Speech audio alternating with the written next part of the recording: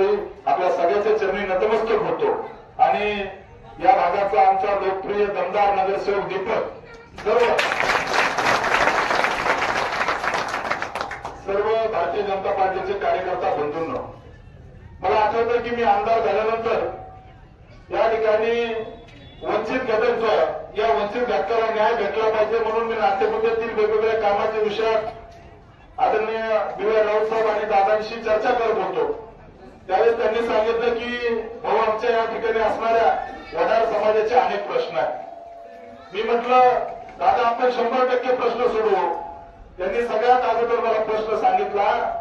मला दीपकने सांगितलं की भाऊ, आमचं जिवंत असताना तर आमच्या इथल्या लोकांचे हाल होतेच, परंतु आमच्या वडार समाजाला गेल्यानंतर सुद्धा चांगली स्मशानभूमी नाही आहे असं मला सांगितलं. तिकडे अडचणी मला दीपकने सांगितल्या.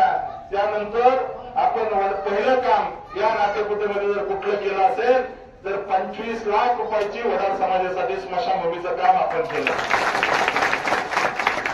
आपल्या वस्तीमध्ये गणेश मंदिर ते झारखंड रस्ता या वार्डामध्ये प्रभाग क्रमांक 9 मध्ये आपण 10 लाख रुपयाचा रस्ता केला.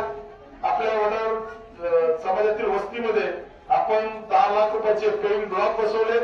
या आपल्या वडार समाजातील प्रमुख असणाऱ्या सभामंडपासाठी आपण 20 लाख रुपयाचा निधी या सभामंडपासाठी त्या ठिकाणी टाकला.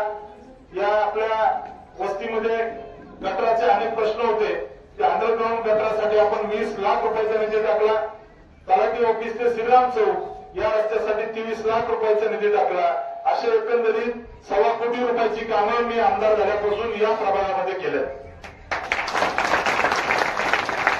त्यामुळे माझी तुम्हाला विनंती आहे, मला 100% खात्री आहे, ज्येष्ठ मंडळीला विचारतो, लाईन लावून एकही मत त्या ठिकाणी वडार समाजाचं दुसऱ्याला जाणार नाही. बरोबर ना? 100% त्या ठिकाणी एकही मत वडार समाजाचं दुसऱ्याला जाणार नाही. कारण तुमच्या ज्या वेदना होत्या, तुमचे प्रश्न होते, ते मी आमदार झाल्यानंतर 1.25 कोटी रुपयाचा निधी या वार्डासाठी टाकला. माझी तुम्हाला विनंती आहे, तुमची जबाबदारी आहे की आपल्या अकोला पाहुणे, आपले माळशिरसला पाहुणे, आपले वेळापूरला पाहुणे, पिलेला पाहुणे, सगळ्यांना फोन करून सांगा. माळशिरसला असतील सगळीकडे, मुलेगाव असेल, पाहुणे असेल सगळीकडे, तामिळवाडी सगळीकडे असेल, सगळ्यांनी त्या ठिकाणी सगळ्यांना फोन करून सांगायचं की कमळाला मतदान करायचं. आमदारांनी आमचे हे सगळे कामं केले, तुमचेही त्या ठिकाणी होते. माझी तुम्हाला विनंती आहे की तुम्ही सगळे मिळून या ठिकाणी मतदान करणारच आहात. परंतु नाट्यपुत्यामध्ये आपण अनेक चांगले कामं केले. नाट्यपुत्याचं एसटी स्टँड आपण त्या ठिकाणी आतून रस्ते वगैरे चांगले केले. शहरात जेवढे नाट्यपुत्यामध्ये जेवढे रस्ते चालू आहेत, एकही रुपया दुसऱ्याने टाकला नाही. 1 ना 1 रुपया आमदार राम सातपुते टाकलेला आहे. समोरचे नेते फिरतात ना, त्यांना विचारा कुठून आणले पैसे. राम सातपुतेने पैसे टाकले. त्याच्यामुळे काळजी करायचं कारण नाही. आपण पुन्हा आमदार होतोय, कारण ही निवडणूक जनतेने हातात घेतलेली आहे.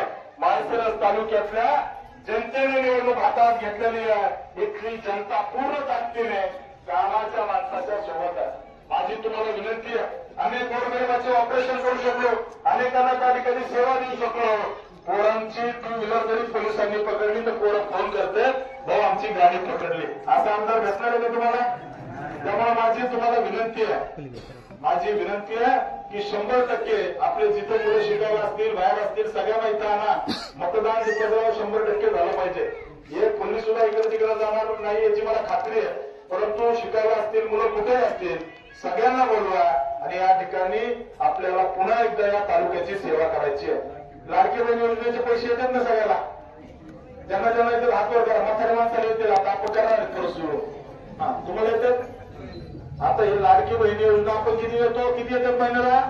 1500, बरोबर ना? आपल्याला त्याचे आता 2500 करायचे असले तर कमळाला मतदान करावं लागेल. बरं मावशी असल्या आपल्याला आता 2500 करायचे असले तर कमळाला मतदान करावं लागेल. जर मतदान चुकलं तर त्या ठिकाणी तुतारे यांनी सांगितलंय, आमची सरकार आले की आम्ही पहिल्यांदा लाडकी बहीण योजना बंद करू. त्याच्यामुळे कमळाला मतदान केलं तर ही योजना सुरू राहते. आपण अनेक कामं केले, भविष्यातही करू. तुम्ही सगळ्यांनी मला आशीर्वाद द्या. तुमची दिवस रात्र सेवा करेल एवढंच या ठिकाणी सांगतो आणि थांबतो. जय हिंद, जय महाराष्ट्र.